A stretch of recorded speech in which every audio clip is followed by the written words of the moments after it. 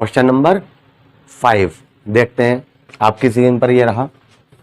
A silver wire has a resistance of 2.1 ohm at 27.5 degree Celsius and a resistance of 2.7 ohm at 100 degree Celsius. Determine the temperature coefficient of the resistivity of silver. क्या मालूम कर लिया उसने यहाँ पर? Alpha. ठीक है, इसमें हम कल भी करा चुके हैं, मतलब पिछली वीडियो में अपने क्वेश्चन, आज फिर उसी का जैसा है।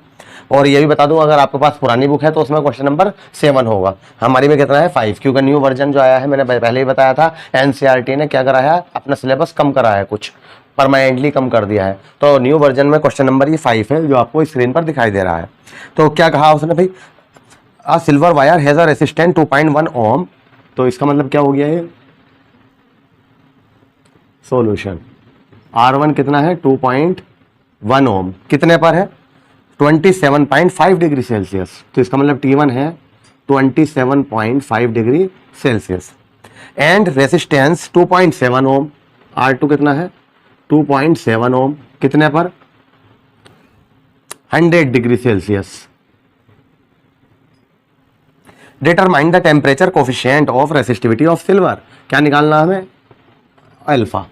क्लियर है? तो हमने कल ये फॉर्मूले, कल पिछले मतलब वीडियो में, इससे पहले वाले पार्ट में बताया था आपको क्या होता है। T2 minus T1 is equal to R2 minus R1 upon R1 into alpha. ठीक है, तो हमें क्या चाहिए? एल्फा। तो एल्फा इधर ले जाइए।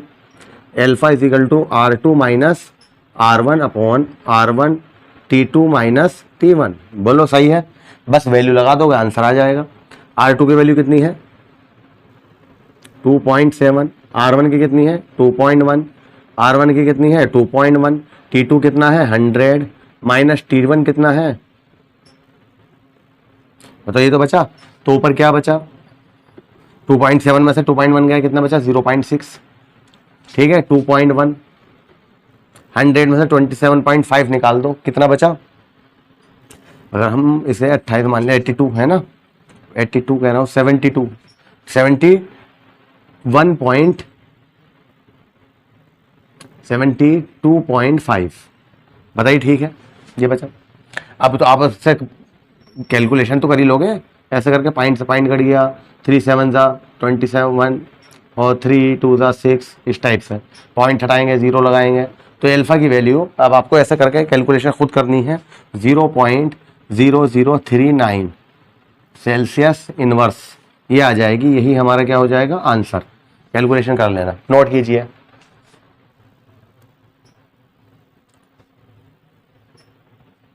कर लिया?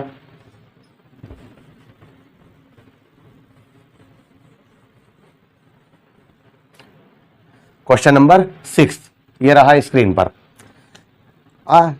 Heating element using nichrome connected to a 230 volt supply draw an initial current of 3.1 ampere which settle after a few seconds to a steady value of 2.8 ampere.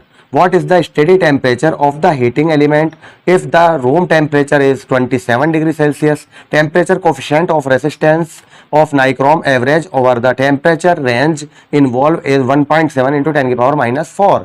क्या क्या वैल्यू दी है? देखो, उसने कहा हीटिंग एलिमेंट जो है नाइक्रोम का, और 230 वोल्ट पर कितने एम्पियर दे रहा है? 3.2। मतलब V इज इक्वल टू कितना है? 230 वोल्ट। तो उस टाइम I कितना है? 3.2 एम्पियर। बताइए, ठीक है, वेरी गुड। अब आगे कहा है कुछ टाइम बाद, ठीक है, ये तो लिखा है which settle after a few second. कुछ टाइम बाद उसकी करंट कैसी हो जाती है? स्टेडी हो जाती है ना। और वो कितनी हो जाती है? 2.8 एम्पियर। तो इसका मतलब इसे I1 कह दो और इसे I2।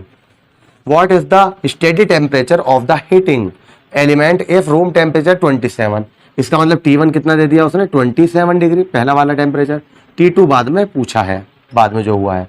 टेम्परेचर कोफिशिएंट अल्फा की वैल्यू कितनी दी है उसने? 1.7 इंटू 10 की power -4 degree Celsius inverse. Okay, ये दिया है। तो अब आप कहोगे कि सर अब कैसे करोगे इसे? T2 मालूम करा है हमें, तो ये फॉर्मूला मालूम है, T2 minus T1 upon is equal to R2 minus R1 upon R1 into alpha. तो आप कहोगे T1 की चलो वैल्यू ये वाली यहाँ लगा देंगे, लेकिन एल्फा की वैल्यू ये वाली यहाँ लगा देंगे, लेकिन हम R1 R2 कहाँ से लाएंगे? तो मैं तुमसे कहूँगा इन दोनों का सहारा लो और क्या निकाल लो? R1। R1 is equal to क्या होगा, V upon I1, V upon I1 Ohm's law है भैया, तो 230 अपॉन 3.2 कैलकुलेशन कर लोगे। अब मैं डायरेक्ट लिख देता हूँ, इसमें टाइम ही तो लगेगा, तो ये आएगा 71.87 ओम। अब इन दोनों का सहारा देखो, V ये वाला और I ये वाला ले लो, तो इनसे R2 निकाल लोगे। ये मत लिखना वहाँ पे, मैं बताना चाह रहा था, तो मैं ये ले लिया, अब भी इसके साथ ले लिया कि वोल्टेज तो वो क्या वही रहा है, तो 230 अपॉन 2.8, ठीक है। तो इसकी वैल्यू आ जाएगी 82.14 ओम। R1 R2 आ गया, बस यहाँ लगाओ, अभी जैसे करा था सवाल कर दोगे।